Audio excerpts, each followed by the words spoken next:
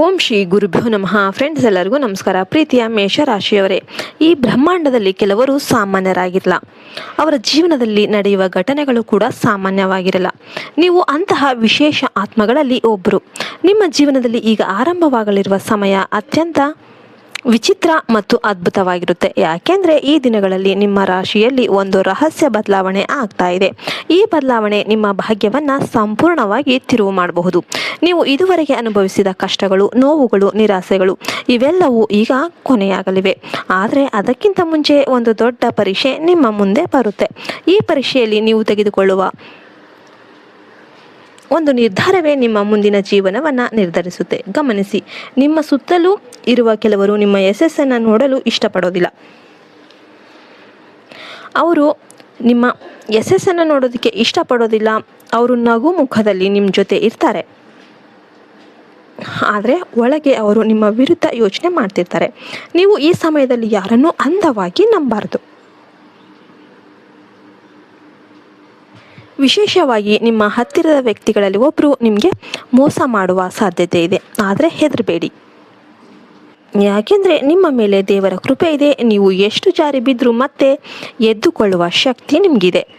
ಮುಂದಿನ 7 ದಿನಗಳಲ್ಲಿ ಒಂದು ಅಚ್ಚರಿ ಘಟನೆ ನಡೆಯುತ್ತೆ. ಅದು ನಿಮ್ಮ ಹಣಕಾಸಿನ ಸ್ಥಿತಿಯನ್ನು ಸಂಪೂರ್ಣವಾಗಿ ಬದಲಾಯಿಸಬಹುದು. ನೀವು ನಿರೀಕ್ಷಿಸದ ಜಾಗದಿಂದ ಹಣ ಬರುತ್ತೆ, ಅಥವಾ ನೀವು ಮರೆತಿದ್ದ ಅವಕಾಶ ಮತ್ತೆ ನಿಮ್ಮ ಮುಂದೆ ಬರುತ್ತೆ. ಈ ಅವಕಾಶವನ್ನು ತಪ್ಪಿಸ್ಕೊಳ್ಬೇಡಿ. ಇದೇ ನಿಮ್ಮ ಜೀವನದ ತಿರುವು ಬಿಂದು ಆಗಬಹುದು. ಕುಟುಂಬದಲ್ಲಿ ಕೂಡ ಕೆಲವು ಬದಲಾವಣೆಗಳು ಆಗುತ್ತೆ. ಕೆಲವರು ನಿಮ್ಮನ್ನು ಅರ್ಥ ಮಾಡ್ಕೊಳ್ತಾರೆ, ಆದರೆ ಕೆಲವರು ನಿಮ್ಮ ನಿರ್ಧಾರಗಳನ್ನು ಪ್ರಶ್ನಿಸ್ತಾರೆ. ಈ ಸಮಯದಲ್ಲಿ ನೀವು ಶಾಂತವಾಗಿರಬೇಕು. ಕೋಪದಿಂದ ತೆಗೆದುಕೊಳ್ಳುವ ನಿರ್ಧಾರಗಳು ನಿಮಗೆ ನಷ್ಟವನ್ನು ತರುತ್ತೆ. ಪ್ರೀತಿ ಜೀವನದಲ್ಲಿ ಕೂಡ ಒಂದು ಹೊಸ ಬೆಳಕು ಕಾಣಿಸುತ್ತೆ. ಹಳೆಯ ನೋವುಗಳು ನಿಧಾನವಾಗಿ ಮಾಯವಾಗುತ್ತೆ. ಆದರೆ ಹೊಸ ಸಂಬಂಧದಲ್ಲಿ ನೀವು ಜಾಗರೂಕರಾಗಿರಬೇಕು.